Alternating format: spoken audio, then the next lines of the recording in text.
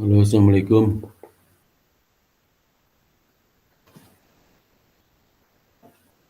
Assalamualaikum. Waalaikumsalam, Pak.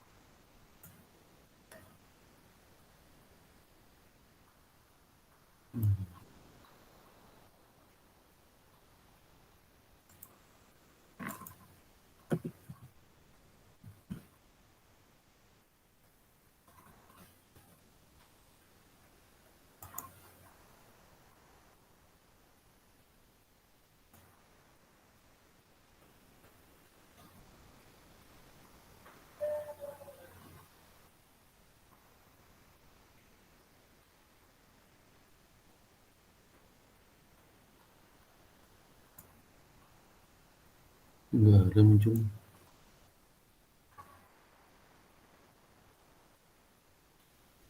Pendek.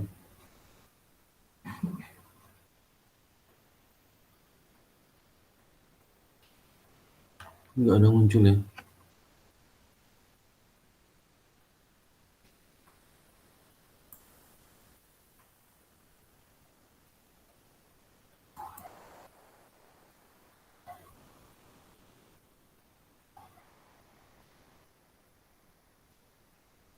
Semester 2021. Oh, udah muncul.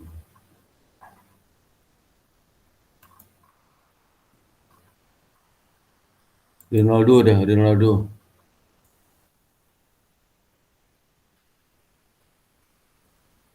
Farah, Hadir. Kesario,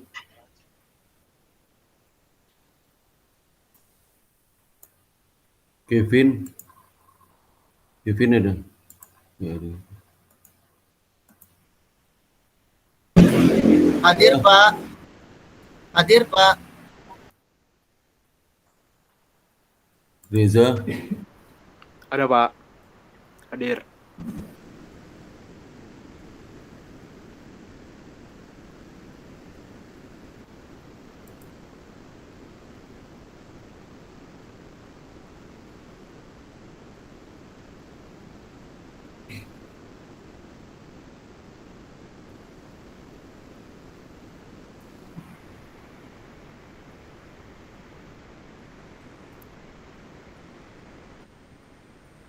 ya, Assalamualaikum warahmatullahi wabarakatuh.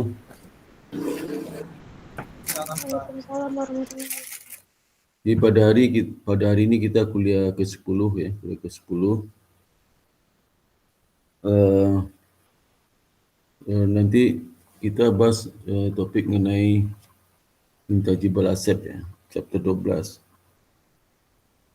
Jadi chapter 12 ini nanti itu setelah saudara mempelajari materi ini, saudara diharapkan bisa mendiskusikan karakteristik ya, kemudian evaluation, penilaian, dan amortisasi dari intangible asset, rekursi intangible asset atau aktiva tidak berwujud ya. Yang kedua, nanti bisa menjelaskan akuntansi dari berbagai jenis intangible asset ya, di aset. Bagaimana akuntansinya? Dia menjelaskan isu-isu akuntansi terkait dengan pencatatan goodwill ya, goodwill. Kedua keempat bisa mengidentifikasikan prosedur impairment serta penyajiannya yang diperlukan untuk intangible asset ya. Jadi bagaimana tahapan impairment test ya, dan setelah itu bagaimana hasil impairment test itu disajikan di laporan keuangan ya, terkait dengan intangible asset. Yang kelima menjelaskan accounting dan penyajian terkait dengan item research and development ya, dan cost, bagaimana menghitung cost dari item tersebut ya.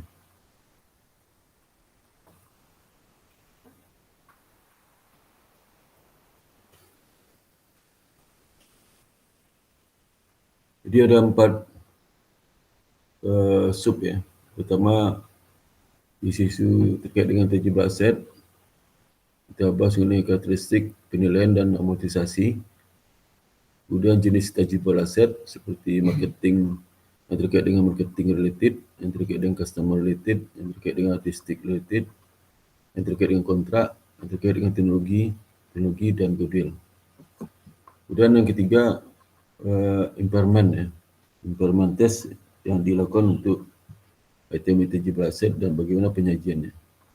Yang pertama nanti bagaimana intangible asset itu umur tidak terbatas ya, terbatas limited life. Kemudian bagaimana reversal dari loss, itu masuk recovery-nya ada enggak.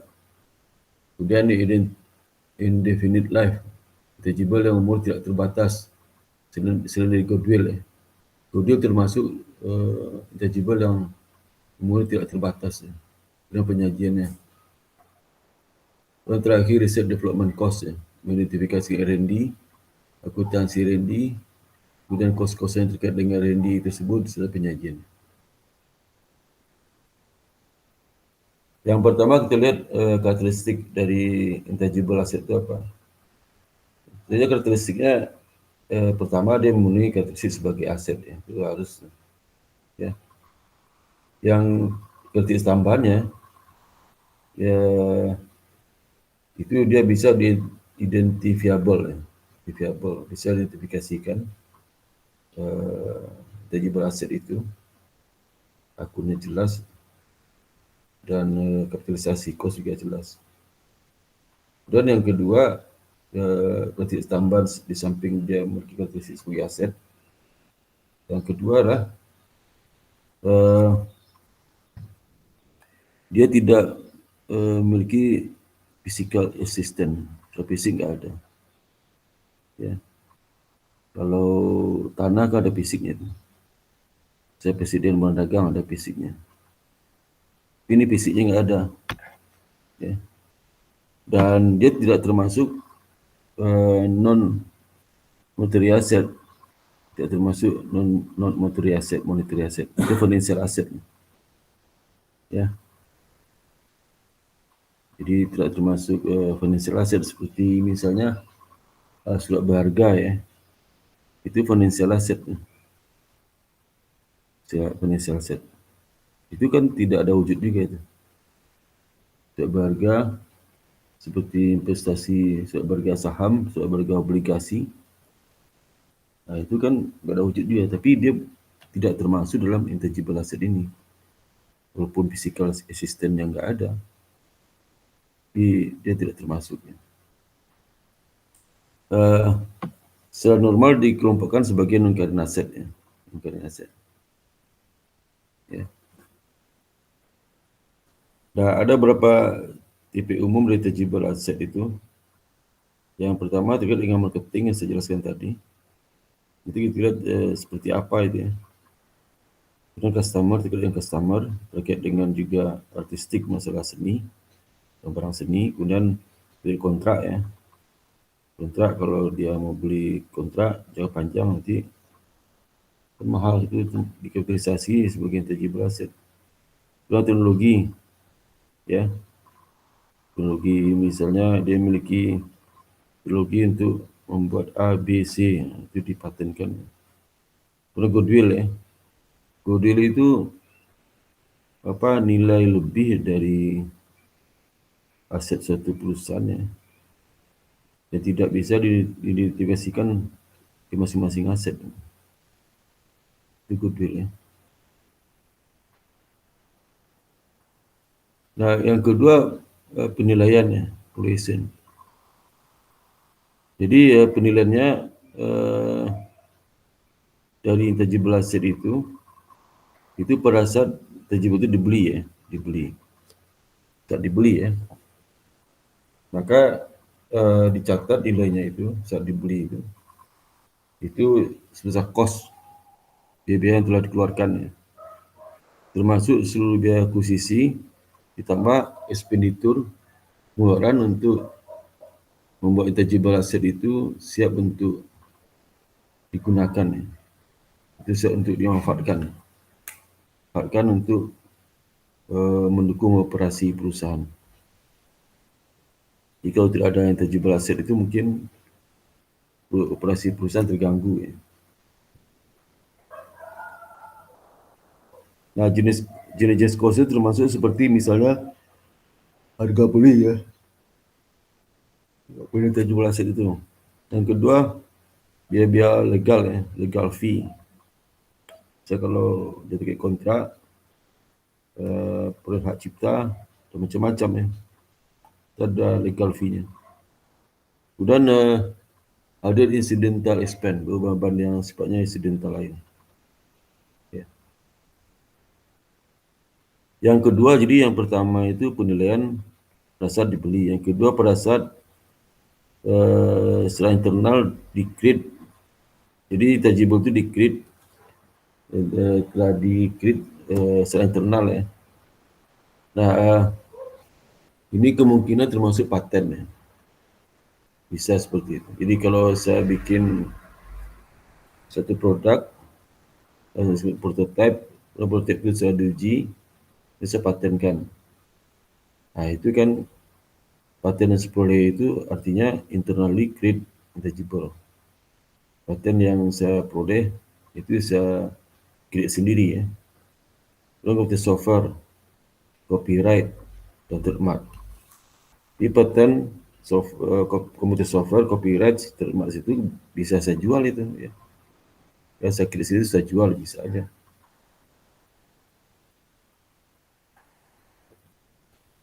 Kalau saya gunakan ya untuk produksi barang ya. Barang seperti otomotif Toyota mungkin prototipe model mobil ya. Itu kan internally create intangible. Mereka gunakan sekali dipatenkan ya.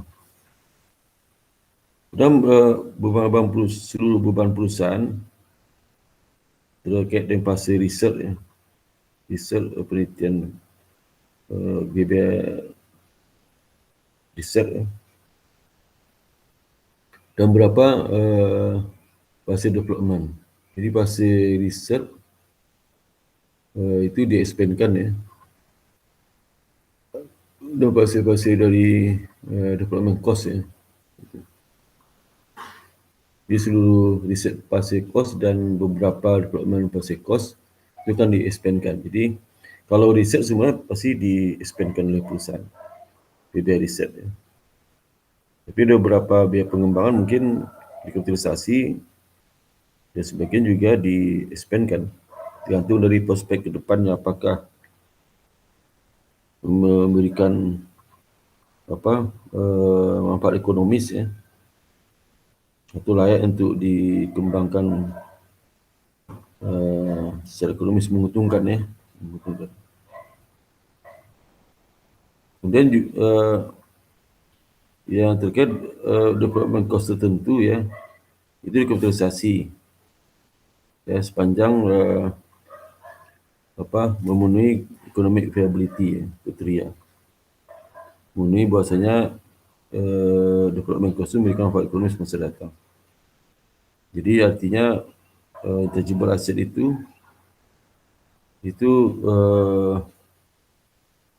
memberikan manfaat ekonomi dalam bentuk mendapatkan income ya. Income kemudian bisa mengcover semua biaya tambah margin. Tapi kalau bukan income tapi rugi itu seperti enggak ekonomis. Berarti tidak bisa dikapitalisasi dan sudah expandkan development cost. Misalnya saya riset saya sukses mendapatkan produk A.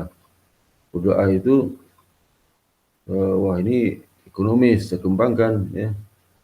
Ini produk type saya sempurnakan. Tahu begitu mulai produksi ternyata tidak efisien, tidak ekonomis ya. Tidak bisa mungkin harga terlalu mahal dari kemampuan konsumen ya. Di manfaat barangnya ciptaan saya itu harga terlalu mahal daripada manfaatnya. Tinggal layak di produk massal ya. Sehingga itu development cost-nya di-expandkan aja. Ya.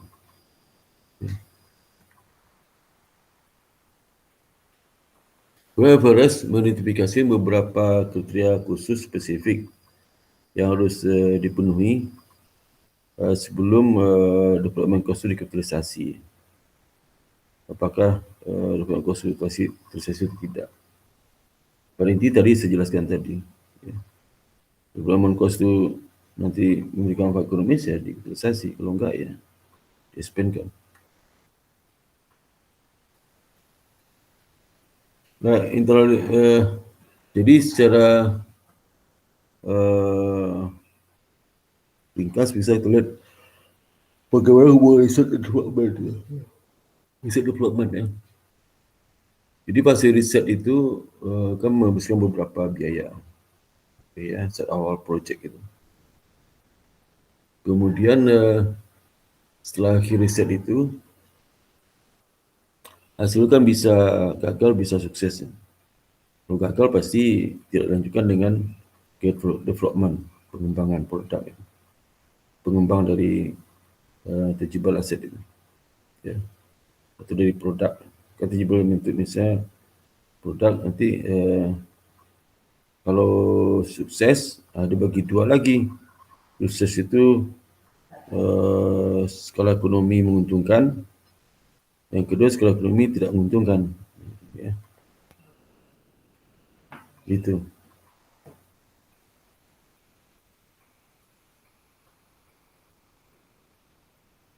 Itu ya. Jadi ada kemungkinan. Ya. Jadi kalau dia itu hasil riset itu sukses ya, dan diperkirakan bisa menguntungkan secara skala ekonomi kalau dia produksi massal, maka biaya development dari fase pengembangan itu dikapitalisasi.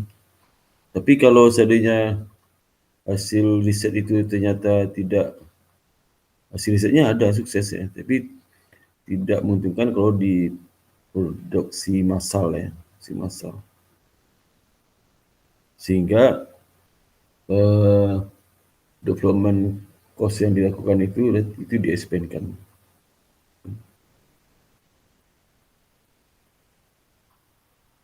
Nah, bagaimana amortisasi intangible? Karena intangible ini dia tiba tetap tidak berwujud sebenarnya dan memberikan manfaat ekonomi di masa datang. Ya, dia sebagai pendukung operasi, kalau dia nggak ada mungkin perusahaan tidak bisa mendapatkan pendapatan. Dan kalau umurnya terbatas, mungkin berdasarkan kontrak ya, bisa 10 tahun, 20 tahun, maka tentu saja nilai yang dikapitalisasi sebagai intangible asset itu harus disusutkan. Nah, namanya amortisasi. Di beberapa pensusutan itu namanya amortisasi. Amortisasi itu bagaimana caranya, metodenya? Untuk di akuntansi metode garis lurus ya. Tidak boleh menggunakan metode jumlah angka tahun ya, terus menurun, terus kau naik produksi, nggak bisa. Tangible.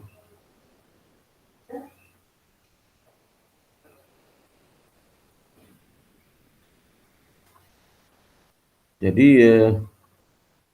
metode garis lurus, pertanyaannya kenapa menggunakan metode garis lurus ya? Karena ketidakpastian dari intangible itu memberikan manfaat ekonomi semasa datang dibandingkan dengan tipe tak berwujud. Terwujud kan ada kepastian. Misal kalau beli mobil 5 tahun ya 5 tahun pasti bisa dimati. Tapi tangible nggak bisa. Karena dia sangat rentan mengalami perubahan. Misal kalau saudara punya paten itu sudah mempunyai hak untuk ini memproduksi barang A dan sudah jual. Kalau barang A nya itu setelah 5 tahun mungkin ada lagi barang saingan lebih canggih lagi teknologinya. Walaupun paten itu 20 tahun, tapi setelah 5 tahun nggak laku barang.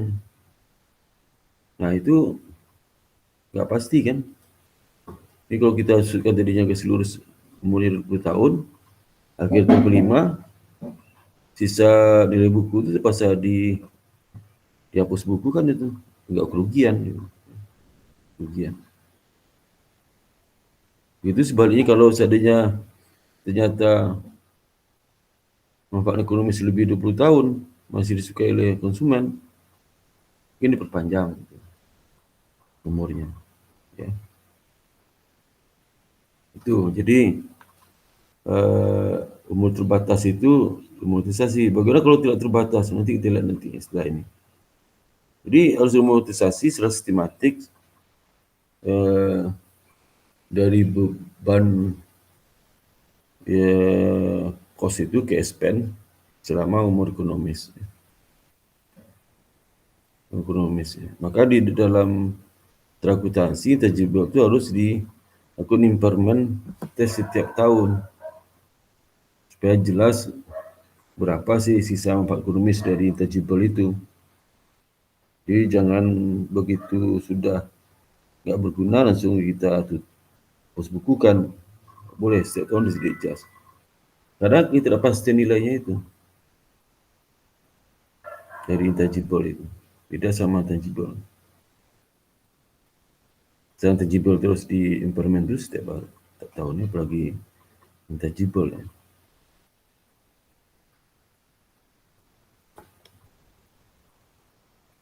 Jadi beban amortisasi itu harus menggambarkan pola di mana perusahaan itu bisa mengkonsumsi atau menggunakan aset tersebut, aset tangible itu. Jadi kalau seandainya misal 20 tahun nilainya 20 juta, berarti setahun kan 1 juta. Nah, akhir tahun kelima ternyata nilai turun. Ya, maka dibikin lagi perusahaan yang baru ya. Ini perusahaan pertama bukan 1 juta, mungkin 900.000 ya. Nanti akhir tahun dicoba lagi, diimpor lagi, turun lagi. Nah, sehingga penyesuaian per tahun itu menggambarkan pola sisa masa manfaat ekonomisnya itu. Ya seluruh, jadi kalau lihat keseluruhan loh, katanya seluruh kok turun-turun terus, nah turun-turun terus penyesuaian karena ada impairment ya, turun nilai ya, dari tangible itu. Dan ingat intangible itu sekali turun terus ya, nggak mungkin naik. Ya. Tapi setelah akuntansi tidak membolehkan melakukan recovery dari intangible nggak boleh kayaknya. Kalau tiba-tiba kan boleh recovery, turun terus naik lagi di recovery. Tapi tangible nggak ada recovery kan. Karena tangible itu bisa dipastikan manfaat ekonomi segala makin turun ya, makin turun. Walaupun garis lurus, maka harus di-adjust setiap tahun itu. Jadi Jurnalnya adalah mengkredit akun aset atau akumulasi amortisasi saat mengakui beban amortisasi expense itu. Bisa langsung ke akunnya, bisa akunnya paten, bisa amortisasi expense pada paten, tapi kurang langsung, atau pakai akumulasi amortisasi bisa aja pakai atau. Tapi kalau tipe tetap nggak boleh pakai atau ya. Tipe tetap tidak boleh langsung ke akunnya, langsung akumulasi depresiasi. Tapi kalau intangible boleh ya, langsung ke akun atau akumulasi dulu boleh ya. Boleh. Gitu. Jadi kalau tetap harus pakai akumulasi. Upaya substantif masuk ke akumulasi. Depresiasi. Dan amortisasi harus mengurangi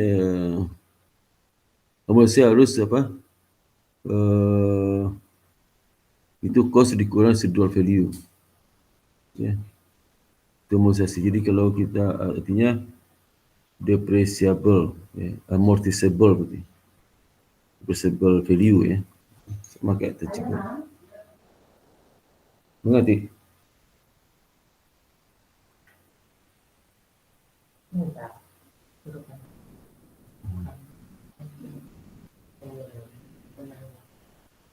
Ya.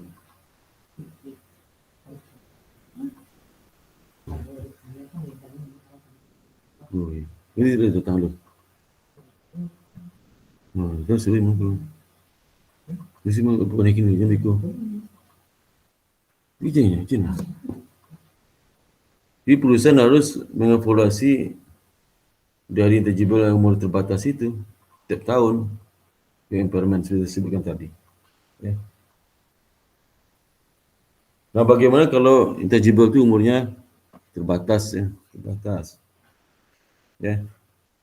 Jadi not foreseeable limit on time asset ya. Jadi tidak terbatas umurnya. Itu diperkirakan memberikan cash flow.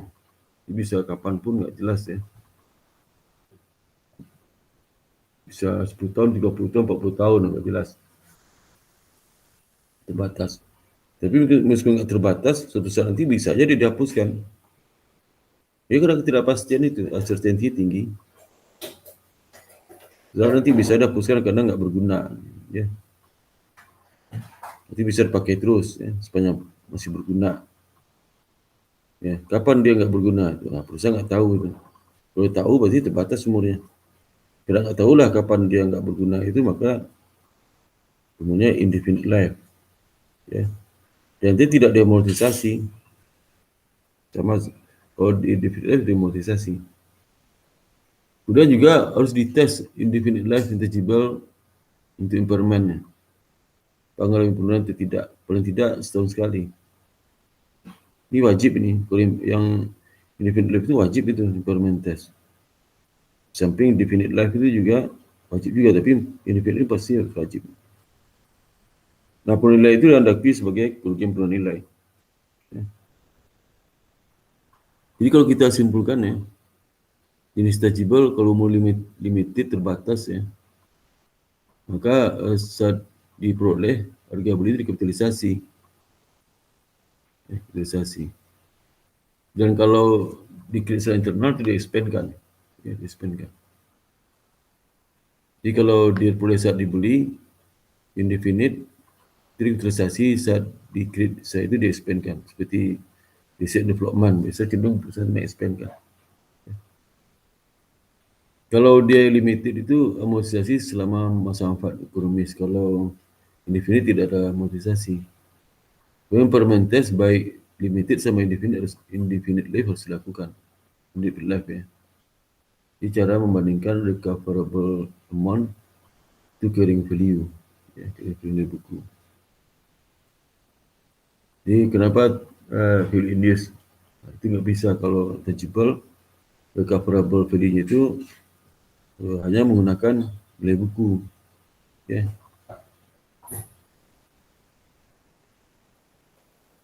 Carrying value itulah carrying value, jumlah carrying value ya. Itu nilai bukunya.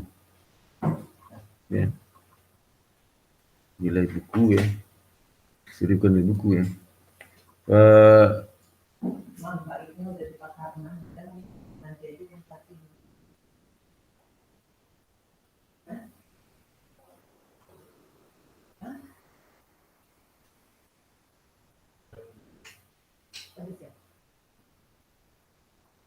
Jadi recoverable dengan value nilai bukunya. Recoverable dari tangible asset itu kan ada dua itu ya. Pertama nilai market value sama present value ya. Present value. Kalau tangible asset mungkin nilai present value, kalau market value yang nggak ada. Tangible itu jarang menilai pasar ya. Jadi recoverable itu menggunakan present value dari sisa manfaat ekonomis itu. Nah, jenis dari tangible asset itu, pertama kalau marketing, etiket marketing seperti misalnya ya, trademark ya, dan trade name ya. Kemudian newspaper, masthead ya, untuk domain name. Jadi misalnya trademark itu seperti ini nih, baby bands ya, Mercy kan ini trademarknya nih ya. Pepsi Cola ya. Jadi kalau ada yang coba meniru logo-logo ini, mereka akan tuntut itu. Honda ya, seperti itu. Dan berdasarkan hukum secara umum ya, hak untuk menggunakan trademark atau trade name itu diberikan secara eksklusif kepada original usernya dalam waktu panjang ya, untuk meneruskan penggunaan dari trademark trade name tersebut. Jadi kalau dia mempunyai hak untuk menggunakan, bisa berikan hak untuk menggunakan trademark atau trade name itu eksklusif ya, di waktu tertentu. Misalnya Mercy menggunakan logo seperti ini ya, misal 30 tahun, setelah 30 tahun diperpanjang lagi. Kalau ada panjang berarti perusahaan lain bisa menggunakan logo ini tanpa khawatir akan dituntut. Jadi cost dari trademark itulah mengkapitalisasi dari harga belinya itu, dan dia tidak diamortisasi ya. Nah, tidak diamortisasi karena umumnya nggak terbatas ini ya. Trademark ini nggak terbatas semua. Kemudian terkait dengan customer ya, seperti misal customer list ya. Kalau perusahaan beli customer list pada lembaga riset ya, kan mahal tuh. Nah, customer list itu nanti dia beli untuk jangka waktu berapa lama? Kalau 20 tahun ya bagi 10 tahun ya. Dan juga order atau production backlog ya. Dan juga kontraktual dan non kontraktual customer relationship ya. Jadi kontraktual itu dapatkan customer relationship itu bisa secara kontraktual atau tanpa kontraktual. Ini bisa dianggap intangible asset. Dan semua harga perusahaan dikapitalisasi.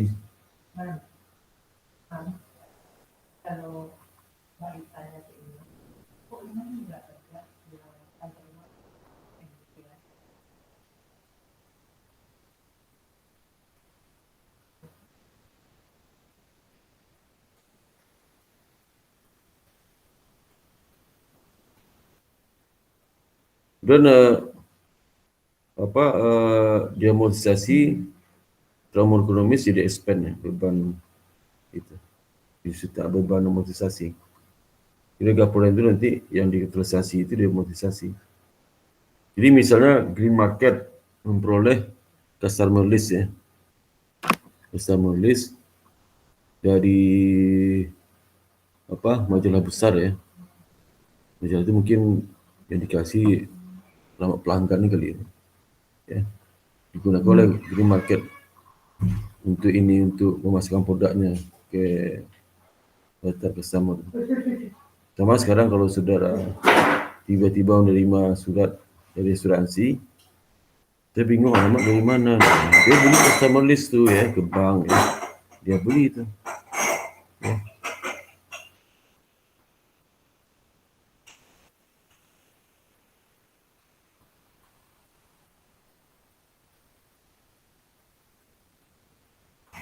Dia harganya itu 6 juta dolar mahalnya, 6 juta euro.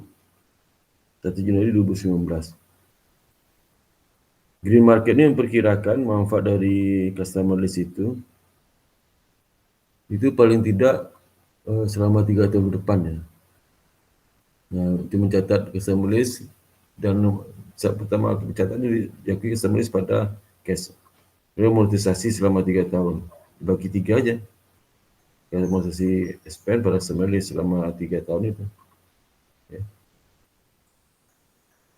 Dan kalau kita coba terkait dengan seni, karya seni ya. Karya seni ya.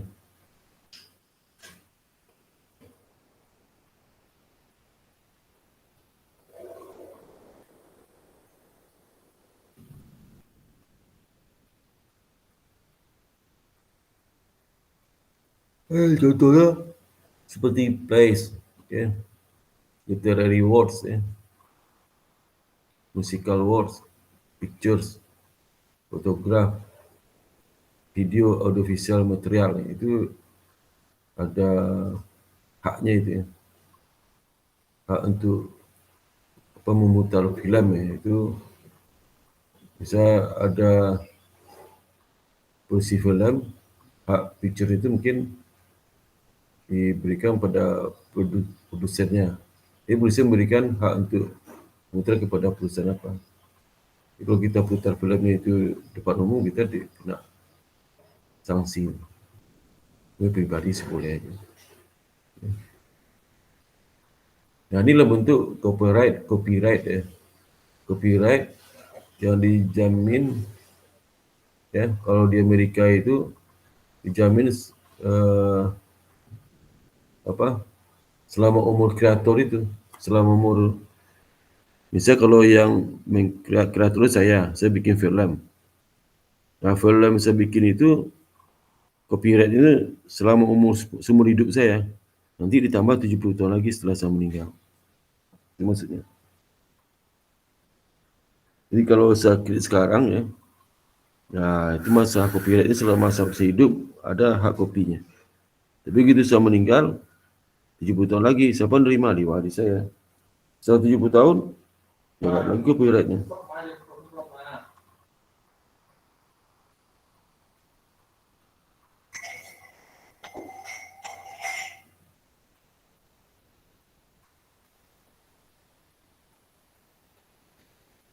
Jadi semua biaya-biaya untuk memperoleh dan mendefend dari karya artistik itu kan lebih baik untuk mendefendnya itu macam itu ya, protes macam itu kapitalisasi itu isi semua dan sebagai harga pula diakui sebagai aset. Nah, hasil kapitalisasi kos itu, aset berapa biayanya kapitalisasi itu nanti diamortisasi selama manfaat ekonomis ya, dikurang dengan legal life ya, paling tidak sama legal life, umur legal ya. If less than legal life, kalau seandainya secara legal, tapi kalau secara legal itu pasti 70 tahun ya, 70 tahun. 70 tahun. Ya. Kalau seumur sekarang 40, saya pikirkan saya meninggal 65, berarti 5 tahun lagi tambah 70 tahun itu. Ya. Dan terkait dengan kontrak, ya, terjebak kontrak, itu seperti franchise ya, licensing agreement, construction permit, izin untuk untuk membangun gedung, broadcast right, hak siar, dan service atau supplies kontrak. Jadi seperti franchise itu umumnya terbatas ya. Terus remonetisasi jadi expand selama umur ekonomis.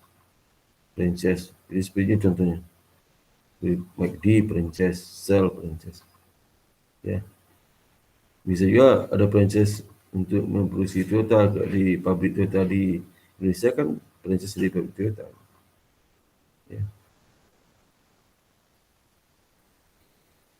Dan yang terkait dengan teknologi ya, contohnya seperti paten teknologi dan trade secret ya, rahasia dagang, misal bumbu, formulasi dan sebagainya. Itu dijamin oleh lembaga pemerintah itu paten ini. Jadi paten ini kalau di Amerika itu memberikan pelindungan selama 20 tahun. Ya.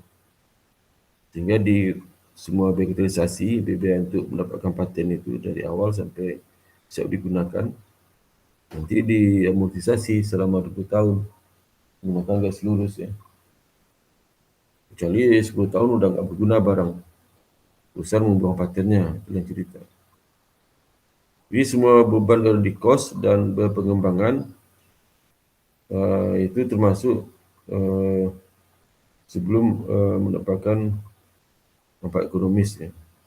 Jadi itu di luar manfaat ekonomis, kecuali dipastikan dia memberikan manfaat ekonomis, terutama development cost ya. Jadi diamortisasi selama umur legal atau manfaat ekonomis. Umur legalnya kan 20 tahun, manfaat ekonomi bisa jadi 30 tahun. Nah, yang dipakai 20 tahun kan whichever is shorter, mana lebih pendek. Kalau umur legalnya 20 tahun, umur ekonomi semua 10 tahun, pakai 10 tahun. Ya. Itu. Gimana lebih pendek ya, ini whichever is shorter. Is short. Lebih pendek ya. Ini misalnya Alcott ya telah melakukan telah mengeluarkan legal cost $180,000 1 Januari 2019 untuk mendefend paten saya sukses ya. Jadi dia bayar ke legal untuk mendefend itu ada yang komplain dia punya barang dipatenkan, sehingga paten itu ada yang mendefend ya, 150,000. Nah paten itu memiliki manfaat ekonomis 10 tahun ya, 10 tahun.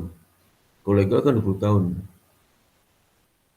Dia mulai demonstrasi selama 10 tahun, bukan 20 tahun. Dengan metode garis lurus. Alcott ini mencatat legal fee dan amortisasi di akhir tahun 2019 sebagai berikut. Itu paten cash 10,000 ya. Itu paten. Kemudian nanti akhir tahun di awal tahun dia setuju nih. Akhir tahun dia akui amortisasi expand dibagi 10 aja. Jadi 1.800 ya. 18.000. Di paten amortisasi expand ada paten atau akumulasi amortisasi. Boleh ya. Langsung ke patennya atau masuk ke akumulasi amortisasi dulu. 18.000. Jadi kalau di tangible nggak boleh langsung ke aktifanya, harus ke akumulasi. Tapi kalau tangible boleh. Langsung boleh, mengakumulasi juga boleh. Kira aja. Nah sekarang jenis dari tangible itu yang terakhir itu goodwill. Sebelum R&D goodwill. Nah goodwill itu secara konseptual itu menyajikan future economics benefit ya yang muncul dari aset lain yang diperoleh dalam akomodasi bisnis ya, di mana aset tersebut tidak bisa diidentifikasikan secara individu dan dipisahkan dan diakui secara terpisah. Ya. Jadi Jadi hanya dicatat ketika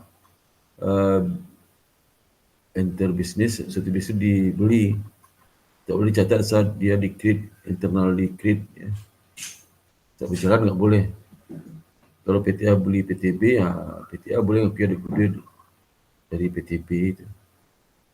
Tapi PTB tiba-tiba goodwill tanpa ada terkait dengan itu, pembelian dan sebagainya, itu nggak boleh. Jadi sehingga goodwill itu diukur itu ketika jadi kelebihan harga beli ya, harga beli ya.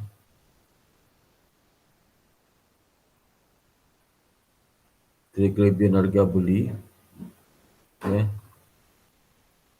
di atas harga pasar dari aset yang bisa diidentifikasikan, dari aset yang bisa diidentifikasikan. Jadi kalau harga pasar dan aset yang bisa diidentifikasikan, bisa aktiva kurang kan dan aset. Dan aset itu harga pasarnya 100.000. Saya beli 110.000. 10.000 itu kelebihannya kenapa? Apa karena aktiva tetap, tanah, lokasi nggak bisa nggak bisa diidentifikasikan, nggak bisa dipisah-pisah gitu. Maka itulah nilai goodwill 20 itu. Nilai bukunya 100, nilai pasar 120, saya beli 130, jadi goodwill 10. Bukan 30 ya. Maka selain terlalu create, goodwill tidak boleh diakui realisasi. Ya. Bagaimana catat goodwill ya? Contoh ya. Misal Feng Ins memutuskan bahwa ia memerlukan divisi spare part ya, untuk melengkapi distributorship traktor yang ada saat ini. Presiden of Feng itu tertarik membeli Traktor Link SE. Traktor Link SE itu perusahaan yang di traktor ya. Ya. Ini kan perusahaan distributor. Nah, dia kan distributor traktor. Udah kita beli sekalian pabriknya. Nah, dia tertarik untuk beli pabrik traktor nama Traktor Link SE. Ya.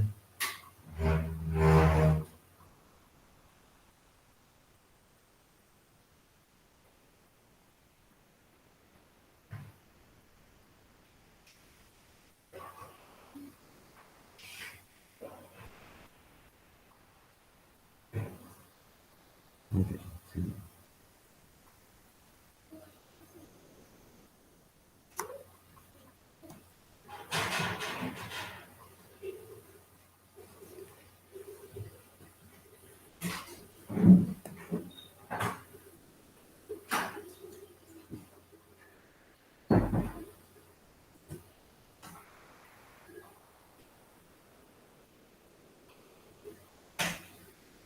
Nah ini neraca traktor, ya posisinya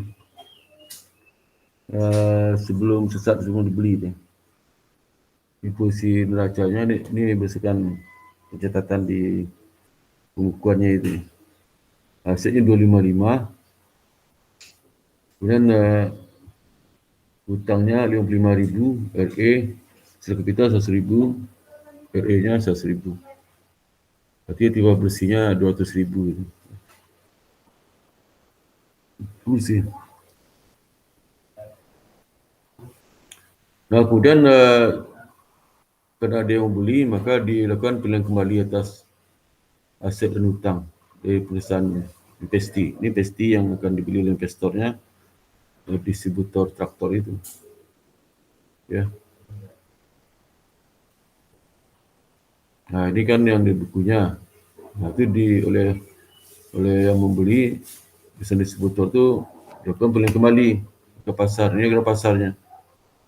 Properti, plan, paten, harga pasar, inventory, receivable, cash, liability. Jadi harga pasar dikurangi liability berarti harga bersih harga pasar.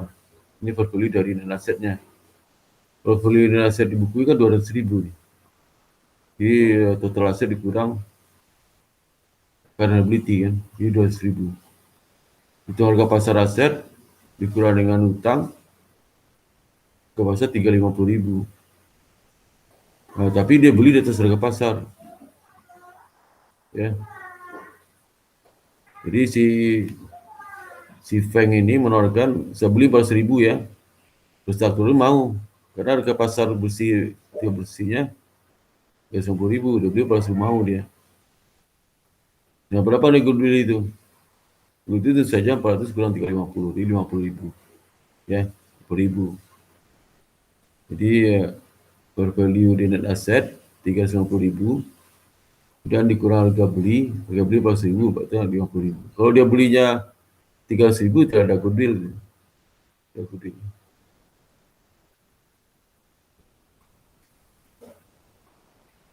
Sehingga si Feng, perusahaan yang investor yang beli ini, waktu dia beli itu dicatatnya. Ya, kalau dia belinya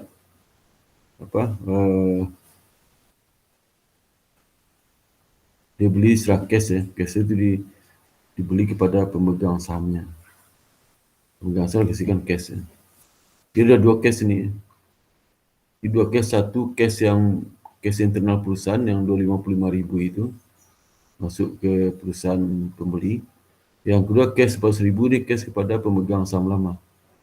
Ya, pemegang saham lama dari perusahaan distributor itu. Jadi jangan sampai bingung kalau ada 2 cash nih ya. 2 cash yang 25.000 itulah cash di pembukuannya, di kasir, di berangkasnya perusahaan traktor itu. Dicatat oleh si perusahaan investor, itu aset itu berdasarkan harga pasar. Ya. Sama liability harga pasar, kebetulan harga pasar menilai buku. Dan cash di 400.000 karena cash lebih besar dari aktiva bersih, maka muncul goodwill 50.000. Jadi inilah goodwill muncul saat dibeli.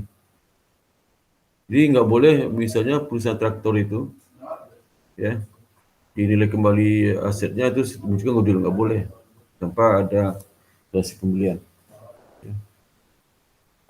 Jadi ada goodwill pada perusahaan anak itu. Ini jadi perusahaan anaknya perusahaan si Feng. Ya.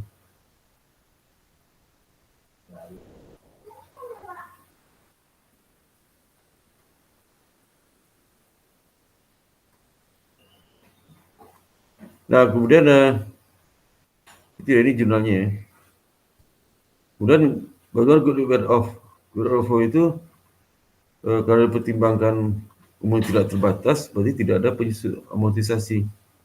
Ya, tidak ada amortisasi. Tapi dia harus dilakukan adjustment nilai buku dari goodwill itu di impairment terus ya, di impairment. Cara impairment itu saja nilai kembali dari perusahaan anak itu. Nilai kembali berapa nilai kembalinya dibandingkan dengan nilai buku goodwill. Ya.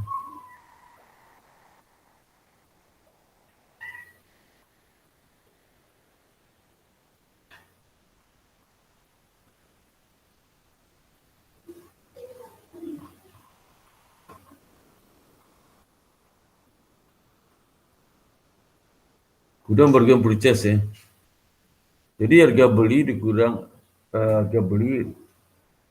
dari fair value of net asset yang peroleh.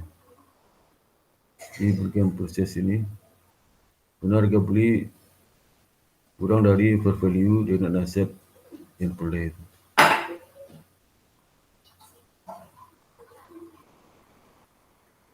Sehingga jumlah itu dicatat sebagai gain oleh pembeli. Ini kan rugi ditunda kalau goodwill. Ya. Nah, bagaimana kita melakukan impairment intangible asset ya?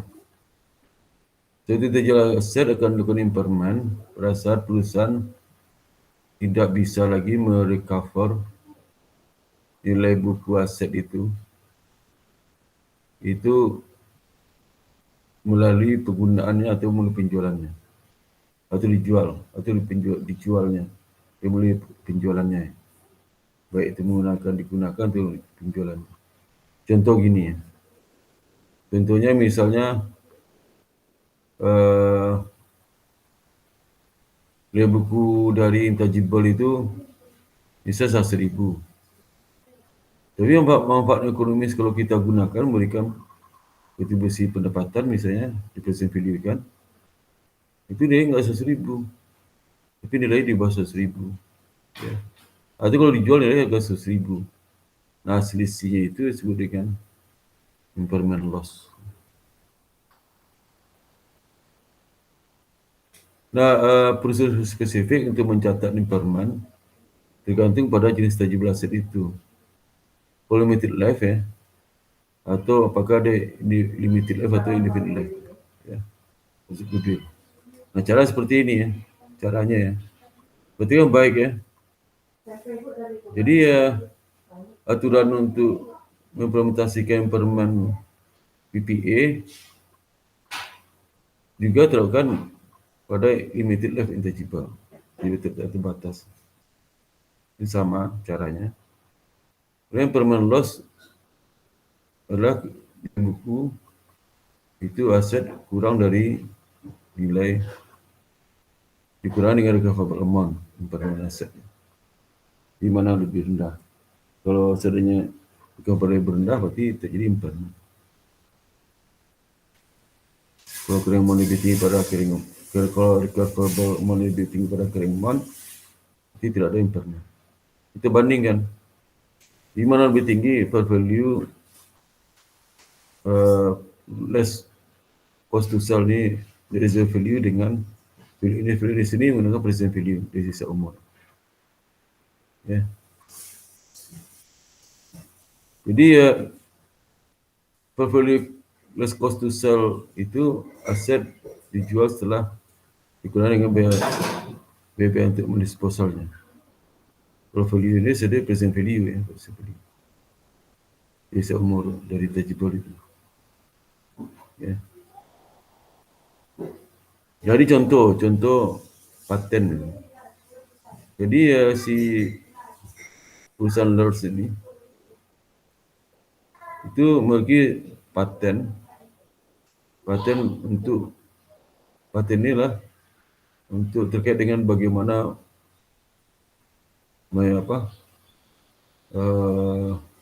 mengekstrak itu dia eksplorasi ya minyak dari kulit bumi ya. Jadi bukunya 5 juta US akhir 2018. Nah, unfortunately ya, sayangnya beberapa akhir-akhir ini ya, non-shale oil discovery tidak menemukan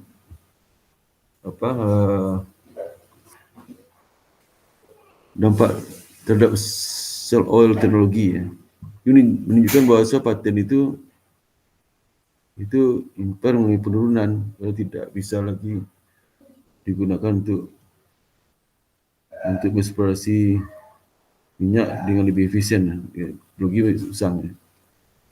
Nah, lazim menentukan recoverable amount dari paten itu berdasarkan value use ya.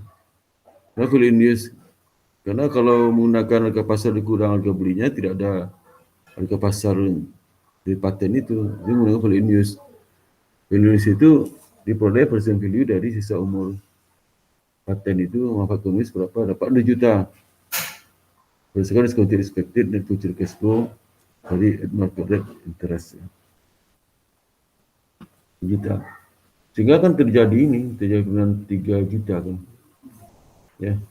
Kita bandingkan Kerimon 5 juta, value 2 juta. Kalau yang fair value less itu nggak ada, kita pakai 2 juta itu. Berarti kan jadi impairment sebesar 3 juta. Ya. Maka jurnalnya sebagai berikut, loss impairment pada paten. Masih murah paten. Ya. Kalau paten itu tidak memiliki akumulasi piutang, akumulasi amortisasi.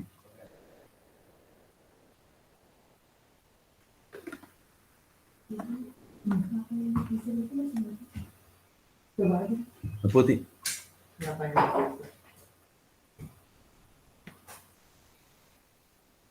Ya, itu dia apa? Kemudian tak apa? Itu banyak tu.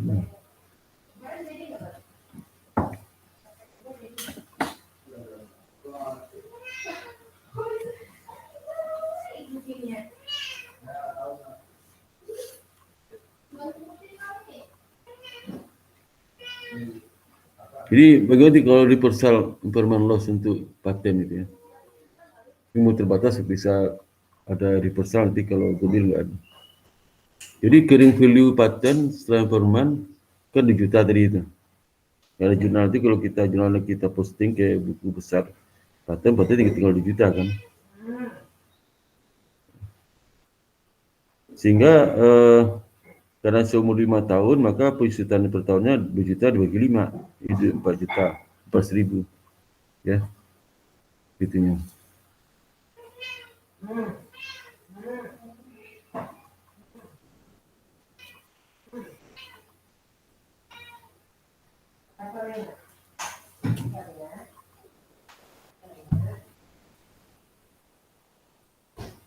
Nah, amortisasi dan nilai buku bisa dihitung sebagai berikutnya. Amortisasi kan per tahun 400.000 dalam 5 tahun. Jadi nilai bukunya kalau 2019 di amortisasi 400.000 tinggal 1.600 ya. Dan 2020 bisa lagi 1.600 kurang 400 dapat 1.200. 21 nilai bukunya berkurang lagi 1.200 kurang 400 dapat 800. 2020 nilai bukunya berkurang lagi 800 dikurang 400 jadi 400. Lagi 2003 nilai bukunya 0. Nah ini sekarang kita di awal tahun 2020 ya, berdasarkan improving kondisi dalam market terkait dengan oil teknologi, plus menghitung kembali recoverable amount di paten. Itu saya hitung kembali ternyata 1.750. Padahal di awal tahun 2020 itu nilai buku berapa? 1.600. Sehingga kondisi seperti ini jadi recovery kan. Ya. Recovery. Sehingga paten itu naiknya berapa? 150. 110 naik lagi. Di kreditnya recovery impairment loss yang recovery yang penilaian 3 juta tadi itu, ini 3 juta kan. Ya. 2019. Recovery 90.000. Ya. Nah, bagaimana kalau itu terjadi pada goodwill, jadi impairment, umur tidak terbatas ya. Itu harus diuji untuk impairment, paling tidak setahun sekali. Ya. Impairment test sama dengan betul eligible ya. Membandingkan recoverable amount eligible dengan nilai bukunya. Nah, jika recoverable amount-nya kurang dari amount maka lagi impairment sama seperti tadi. Jadi saya recoverable amount-nya tidak ada market value ya. Menggunakan value in use, value dari sumber goodwill itu. Jadi ini contoh ya, contoh. Misal Arkon Radio telah membeli broadcast desain untuk $2 juta. Desain itu bisa diperbarui setiap 10 tahun. Arkon Radio memiliki perpanjang kontrak desain dengan GCC sekali aja. Ini pada harga minimal cost. Dan sebabkan lisensi itu diperkirakan cash flow-nya tulis indefinitely, tidak terbatas ya, maka Arkon melaporkan desain sebagai intangible tidak terbatas. Nah, akhir-akhir ini GCC memutuskan untuk meng-auction desain ini. Ya. Sehingga dari hasil estimasi nilai wajar itu 1,5 juta. Ya. Karena kan ini tidak terbatas semua. Jadi kirim 2 juta terus ya, 2 juta terus. Nah sekali waktu dia ngetes ternyata value cost to sell, terus kan value cost to sell ya, 1,5 juta. Jadi loss impairment 500.000 ya ini. Terus kemarin beri jurnalnya apa? Jurnalnya lah loss on impairment pada pada paten, pada lisan, broadcast lisan. Atau bisa juga akumulasi di amortisasi of broadcast lisan saja. Nah, sekarang kalau goodwill di mana? Kalau goodwill harus dites kalau tidak setahun sekali. Kalau tidak ini.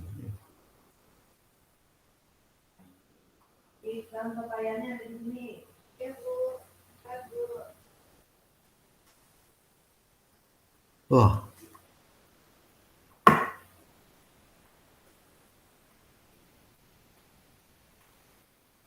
Jadi implementasi dilakukan berdasarkan cash generating unit ya.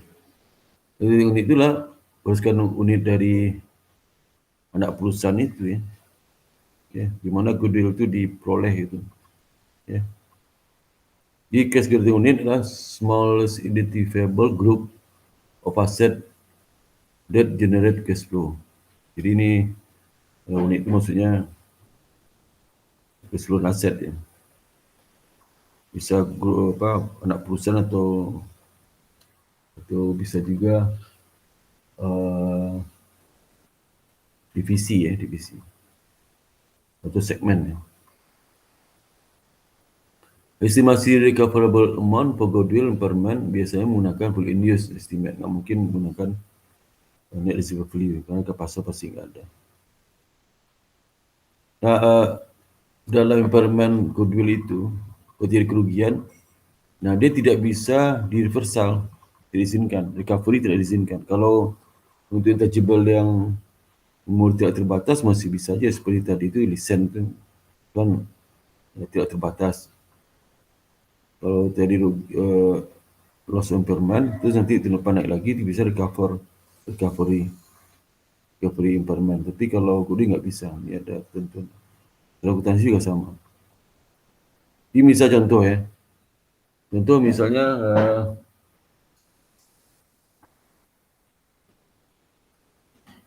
Kohibui memiliki 3 divisi ya. 3 divisi di mana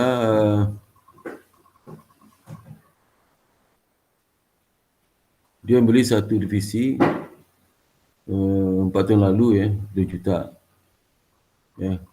Masalahnya karena terjadi kerugian ya di divisi ini 3 kuartal terakhir ya, maka dia melakukan review divisi ini.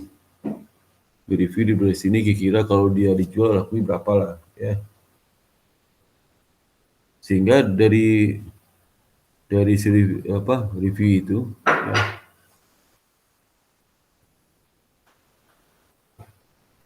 itu diperoleh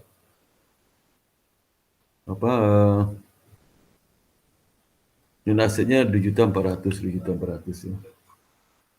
400. Ya.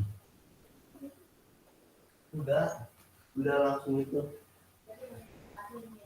Ya, dan aset ini ya, pasar 2.400.000 ya.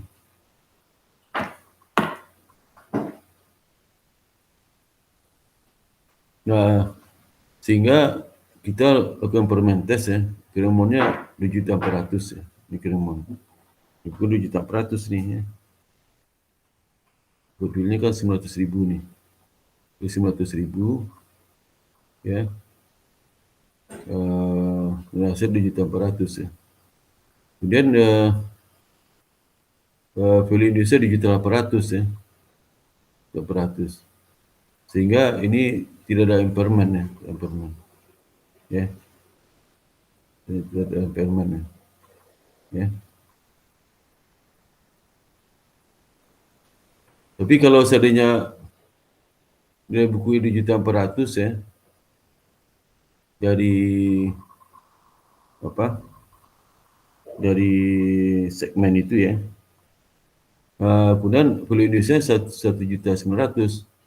Berarti ada penurunan 500.000. 1.000 itu artinya goodwill tadi 100.000 ini ya, itu 100.000 nih. Nah, itu turun jadi 500.000, turunkan sampai 500.000 turunnya 1.000. Sehingga dibuat sini loss impairment pada goodwill. Jadi Gudi 900.000. Dengan adanya ini maka Gudi jadi 400.000. Nah kalau nanti tahun depan itu ternyata jadi kenaikan, misalnya dari kira 2.400 naik lagi jadi 2,2, berarti kan recovery itu nggak boleh diakui recovery. Ya, turun boleh. Nah sekarang bagaimana penyajian intangible asset tersebut ya? Di dalam laporan posisi keuangan, perusahaan harus melaporkan sebagai bagian terpisah dari seluruh intangible asset kecuali goodwill. Ya, kecuali goodwill. Jadi pisahkan item-item itu. Kemudian melaporkan secara sama untuk sama seperti property plant equipment laporan. Kemudian kontrakon secara normal harus tunjukkan untuk intangible. Kontrakon are not normally sold for intangible. Tidak normal ditunjukkan untuk intangible asset. Income statement. Perusahaan harus melaporkan amortisasi expense ya, dan impairment loss yang reversal ya, itu laporan laba rugi.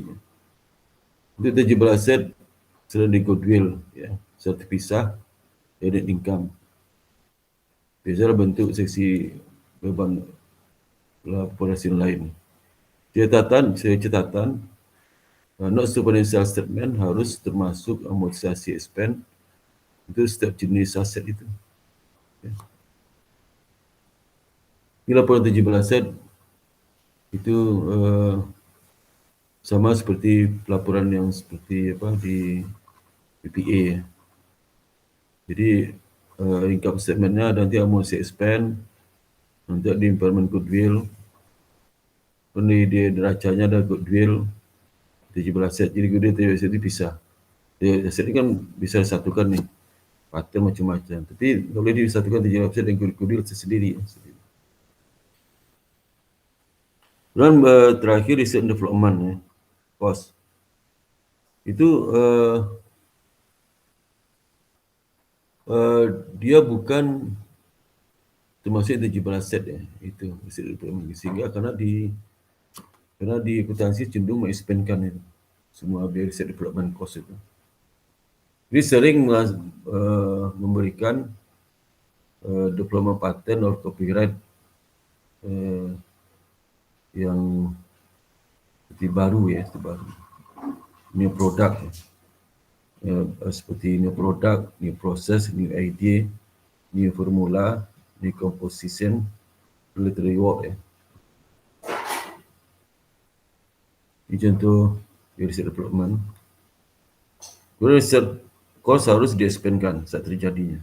Development cost bisa di-expandkan, bisa tidak saat terjadinya, tergantung ya.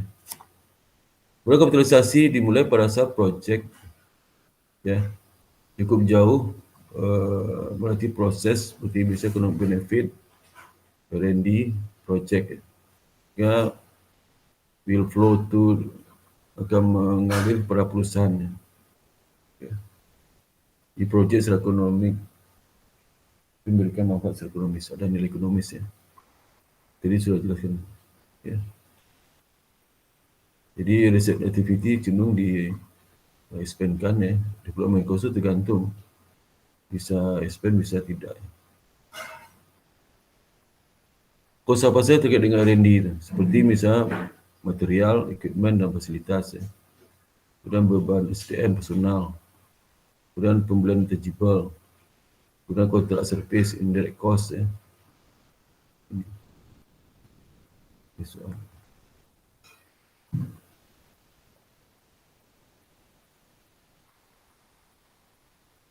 Jadi misalnya ini sudah pilih nih.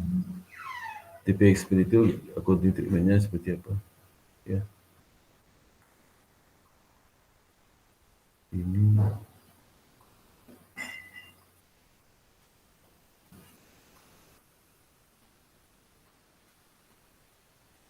Ini tipe expert itu dari treatment-nya, accounting treatment. Jadi misalnya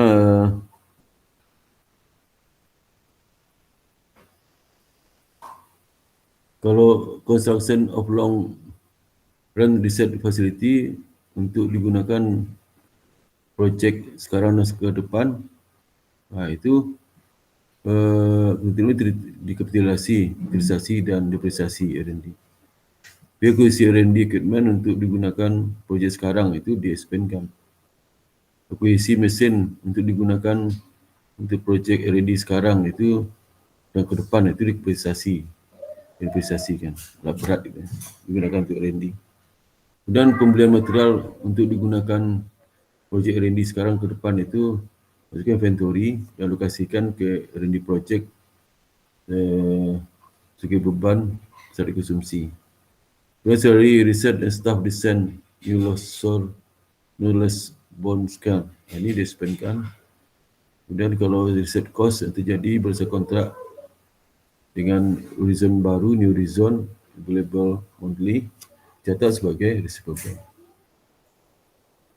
Dan material labor dan overhead cost direkui sebagai expand. Cost untuk test prototype design modification direkui sebagai expand. Legal fee inflasi sebagai patent. Executive salary di-expandkan. Dan cost untuk marketing research untuk mempromote new laser scanner di-expandkan. Engineering cost terjadi untuk uang muka laser scanner untuk full production stage ini di-expandkan. Kos yang sukses mendefending market, mendefending patent itu diutilisasi. Kemudian komisi penjualan staff marketing di laser scanner ini di-expandkan. Kemudian kos yang sama itu seperti startup cost untuk new operation. Itu startup cost Kemudian initial operating loss purchasing cost ini kos-kos yang untuk uji coba coba pada saat sebelum produk itu bisa masuk ke operasional untuk produk massal Ini masih boleh coba juga startup, level testing, itu masih belum produk massal. Jadi lagi sebagai sama kayak R&D cost. Nah, cost itu harus di-expandkan tak terjadi. Ya. Sama seperti R&D cost harus di-expandkan.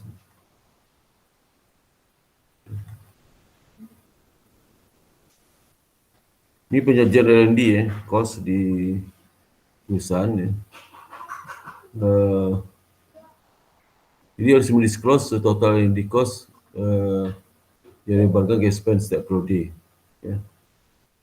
Ini contoh tu Desember. Misal turnover, cost of sale, cost profit. Nah, ini research development-nya ada. Bagian profitnya 10,322. Okay, ada pertanyaan sebelah sini. Pertanyaan sebelah sini.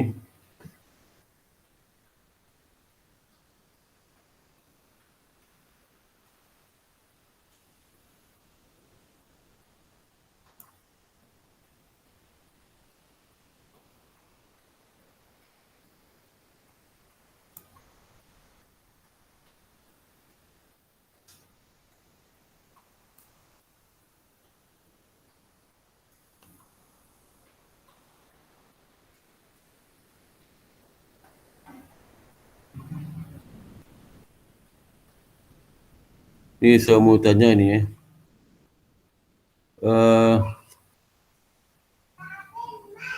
Goodwill itu umurnya terbatas atau bukan? Goodwill. Reza.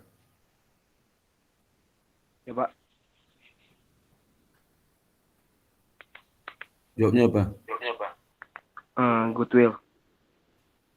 Terbatas atau enggak? Iya terbatas Pak. Terbatas ya. Salah, tidak terbatas lah. Aduh.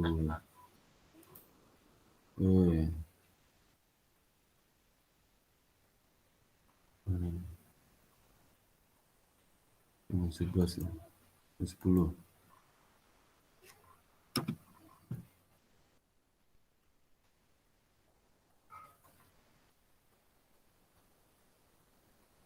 Udah itu bukan terbatas semuanya, tidak terbatas. Aduh. Tadi kan berkali-kali saya ngomong. Ya. Ini siapa lagi? Itu yang berikutnya ya, yang berikutnya.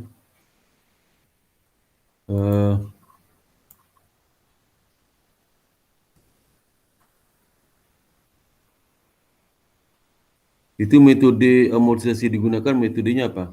Metode amortisasi digunakan untuk intangible asset apa?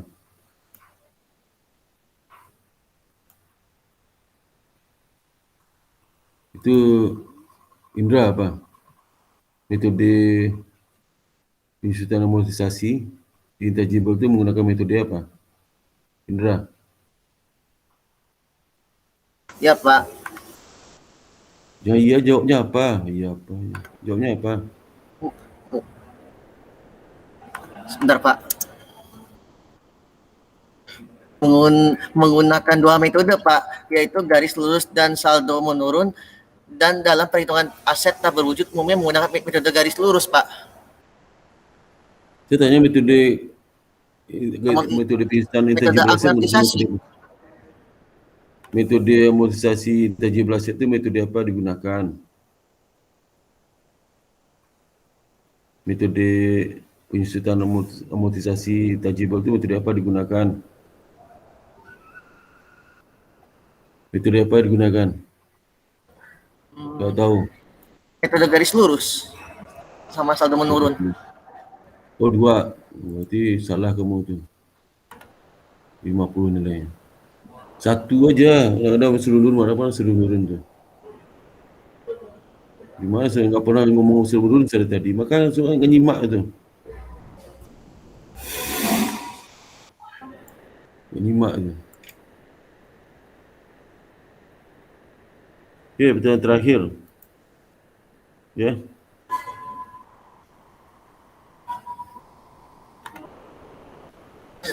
Bagaimana menghitung nilai goodwill itu, Saudara Farah? Menghitung nilai goodwill gimana? Apa? Menghitung nilai goodwill, bagaimana menghitung nilai goodwill? Ini contoh ini, contohnya saya beli PTB. PTB itu nilai buku aktiva bersihnya 100. Dan nilai buku aktiva bersih 100. Nilai pasar aktiva bersih 120. Saya beli 130. Berapa nilai goodwillnya? Berapa ya?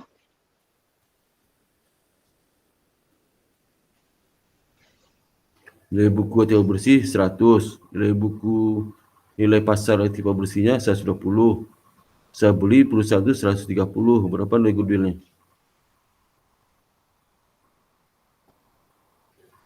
10 Dari mana 10-nya?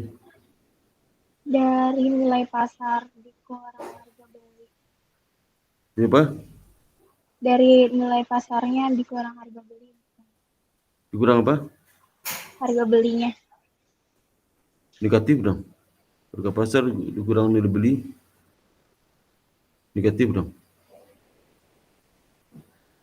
Harga pasar kan 120, harga beli 130, 120 dikurang 130 negatif dong. Iya, maksudnya harga beli dikurang harga pasar. Pasar ya.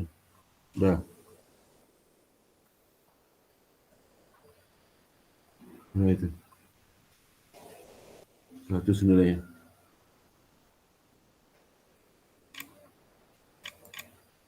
Ini absen.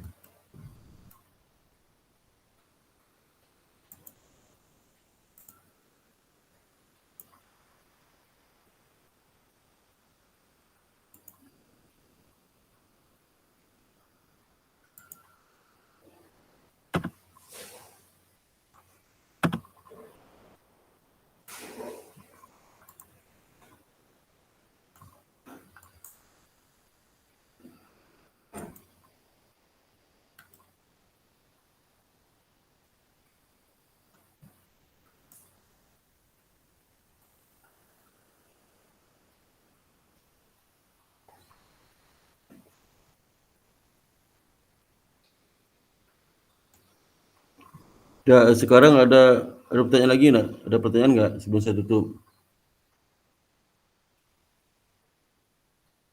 Ada? Enggak ada, Pak. Enggak ada. Ini saya lihat ya. absen ya. Ini si Kevin ini absennya udah 3 kali ya. Kalau sekali lagi absennya pasti dia nggak lulus nih. Ya, pasti nggak lulus nih. Kalau absen sekali lagi pasti nggak lulus nih. Ya. Ini sistemnya sekarang sudah saya kunci nih, absen, bersegera absen. Kemarin kebuka, kacau juga itu. Siapa yang buka ini. Terang nggak? Jadi kalau sudah nanti nggak keluar nilainya karena absen, jangan tanya ke saya, tanya ke rumput bergoyang ya. Yang rumput bergoyang yang tanya saya. Jadi sistemnya nanti Tapi maaf Pak, apa?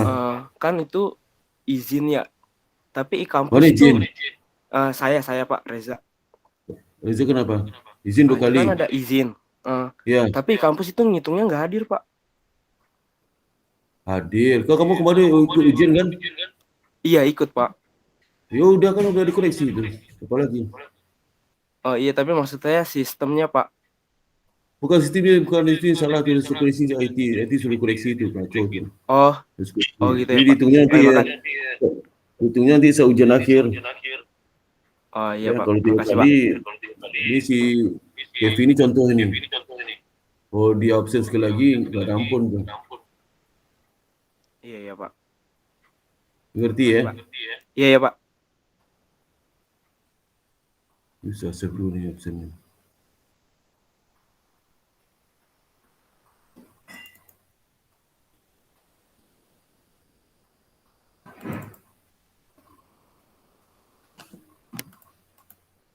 Absensi.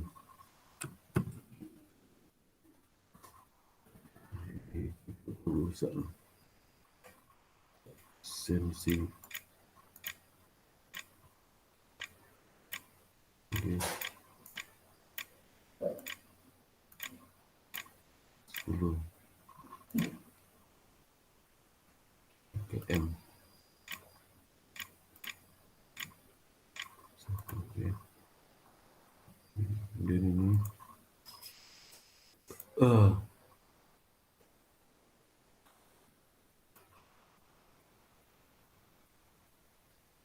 ini perkuliahan itu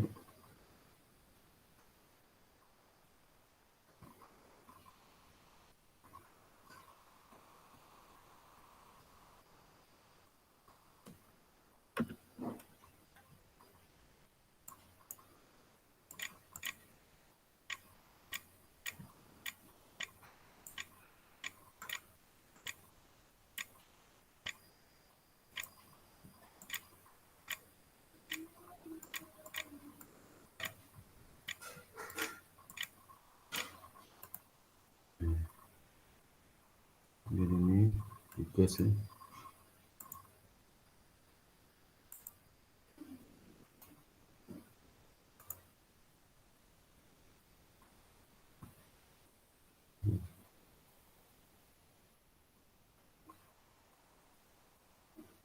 Oke, kalau nggak ada pertanyaan lagi, saya stop ini dulu ya. Ada pertanyaan lagi, saya akhiri kelas sampai sini. Alhamdulillah. Assalamualaikum warahmatullahi wabarakatuh. Waalaikumsalam warahmatullahi wabarakatuh. Waalaikumsalam, Makasih Pak. Makasih Pak. Ya, sama-sama.